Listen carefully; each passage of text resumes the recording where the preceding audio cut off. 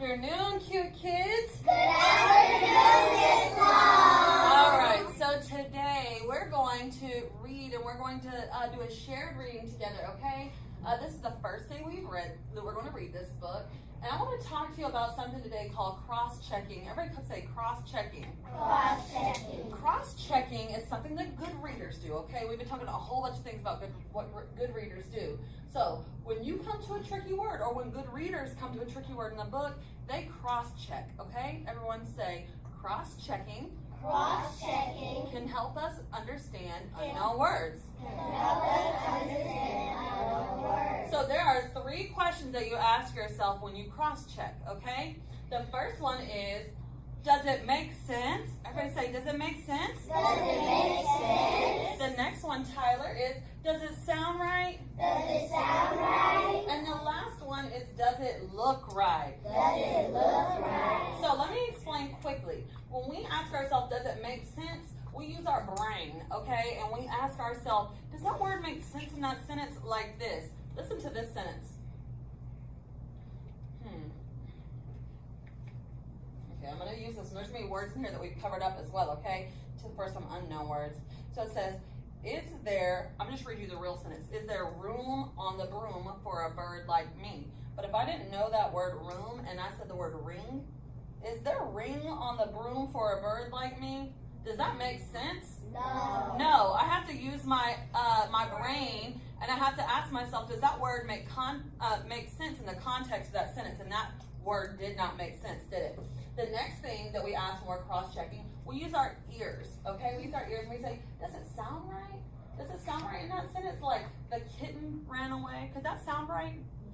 Yeah, that would make sense, and it would probably sound right, right? And then finally, we ask, does it look right? And we use our eyes. We're going to look at the beginning sound, everybody, and we're going to say, like this word is lion. So what letter should we expect at the front of that word?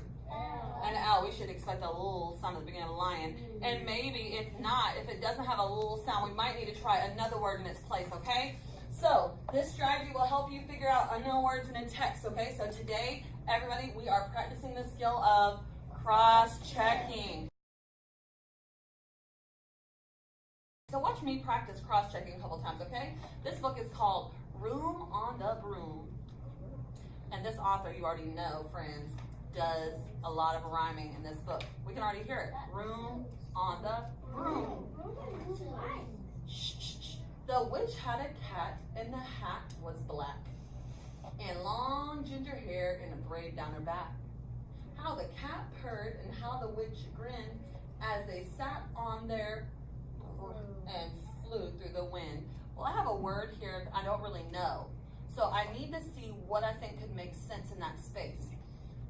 And they sat on their, okay, I see them sitting on a broom. Okay, that's good. So let's see if that makes sense. And they sat on their broom and flew through the wind. Does that make sense? Yeah, that makes sense. Now I have to ask myself, does it sound right in that sentence? And they sat on their broom. Would a witch sit on a broom with its cat if she had a cat? Yeah, that makes sense to me.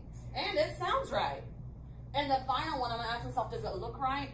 If the unknown word that I was supposed to be finding is broom, I should be expecting to hear the brr or see the brr sound on the beginning, the BR. And do I see a BR right there? Yeah. Sure do. And let's see if that's the right word. Oh, it's a compound word. Broomstick.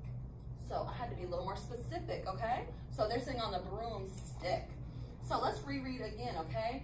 How the cat purred and how the witch grinned as they sat on their broomstick and flew through the wind. Does that sound like a good reading? Yeah, and that unknown word makes sense to us now, right? Good. Let's keep going. But how the witch wailed and how the cat spat when the wind blew so softly. That's what happens when Miss Long cannot read. Let's try that again, because that doesn't make sense to me when I read that. The wind wouldn't blow so softly because it's going to blow off her something. So if the wind was blowing softly, I know in my head as a reader that would make sense, right? If the wind was blowing softly, nothing would have blown off, right? So let me go back and reread, because that's what happens for real when something doesn't make sense. You have to reread it. But how the witch wailed and how the cat spat when the wind blew so wildly, it blew off the, let's see, what's going to make sense? Well, I see in the picture that a hat's blowing away. Okay, so maybe this could make sense. Does it sound right? Let's see. It blew off the hat. Does that sound right in this sentence? Yeah, that totally makes sense and it sounds right. And then does it look right? Do we have a H at the beginning? I see one. Let's reread it now. Tyler, when the wind blew so wildly, it blew off her hat. Perfect.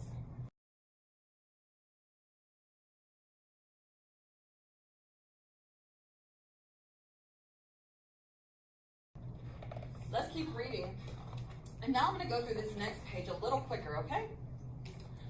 Down, cried the witch as they flew to the ground. They searched for the hat, but no hat could be Found. What would make sense? Found. Okay, that would make sense. Would that sound right in this sentence? But no hat could be found? Does that sound right? Yeah, it totally makes sense and it sounds right. And then what word would it need, what letter would it need to start with if the word was found? F. Do we have an F? Yes. Oh, let's see it. Let's see it. Found. You're right. Let's read it again, and this time I want you to insert the word that you figured out, okay, London? Here we go. Down, cried the witch, and they flew to the ground. They searched for the hat, but no hat could be found. Very good. Ooh, this is going to be a tricky one. So everybody listen and think about what makes sense, okay? Then out of the bushes on thundering paws, there bounded a dog with a hat in his blank. Let's think. Let's think what makes sense. Let's look at the picture with the hat in his something. Jaw. I wish I was. You're okay. So we have mouth. I heard mouth. I heard somebody say jaws. I heard somebody say claws. Well, let's see what makes the best sense. Well, I see in the picture here the guy, the little dog has it in his mouth, the hat in his mouth. So the word, should it be claws? Is he holding it with his claws? No. That wouldn't make sense. Oh, and it starts with a J. So let's cross check. It could be mouth. Could it not be mouth? No, because it would have rhymed. Because it says paws and mouth doesn't rhyme with paws. Oh, so It might be jaws. let's see if that works then. So would jaws make sense? Yes. Would that sound right? The dog could have the hat in his jaws? Yes. Please don't touch other people during shared reading. Thank you. And does that look right? What are we expecting at the beginning of Jaws? J. So do we have a J? Yes. Oh, yeah. So you are all right. Man, I thought I was going to really trick y'all. So here we go. Again, you insert the word. Then out of the bushes on thundering paws, there bounded a dog with a hat in his Jaws. jaws. Very good.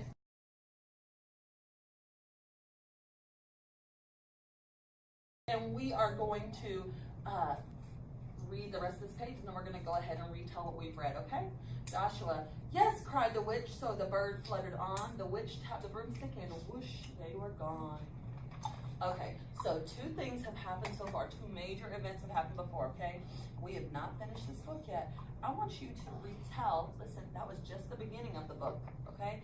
I want you to tell your neighbor what happened at the beginning of the book, okay? So I want you to tell them who were the characters, where were they at, and what were they doing, okay? First two things that happened. Go ahead and tell your neighbor.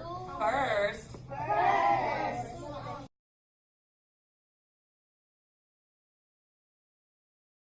Very good. All right, if you can hear me, clap once. If you can hear me, clap twice. Good job. If you can hear me, face me. If you can hear me, say room on the broom. Room on the broom. So who can tell me, using their ordering words, who can tell me the first two things that happened? We're going to add on to that tomorrow, okay? First things first, Jael. What happened first? First, she was riding on her broom. who is she? The witch was riding. Can you start that sentence again? First. First, the witch was riding on her broom, and her hat fell off. Thank you. Good. Who can add on? Then, good job. So tomorrow, friends, we will read the middle and the ending of the book, okay? And then we'll retell all together, our 5-finger retell, okay? Great.